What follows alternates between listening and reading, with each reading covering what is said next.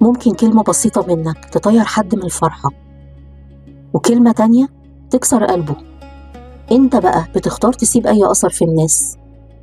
بنهتم جدا بالصيام عن الاكل والشرب، بس بننسى نصوم عن الكلمة اللي بتجرح. والحقيقة ان اللسان ده مش عظم، بس هو والله بيكسر العظم.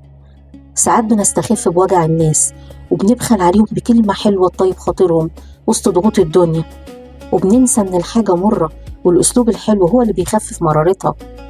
في كتالوج أمنية بنتعلم إن جبر الخواطر عبادة عظيمة جدا، لدرجة إنهم قالوا: ما عبد الله بشيء أحب إليه من جبر الخواطر. ربنا هو الجبار اللي بيجبر القلوب المكسورة وبيرمم كرامة الإنسان. ولما تكون أنت السبب في جبر قلب حد، ربنا الكريم بيتكفل بجبرك، لأن القاعدة بتقول: من جبر جبر. والكلام اللي بيطبطب علينا بيقول: من صار بين الناس جابرا للخواطر أدركه الله في جوف المخاطر.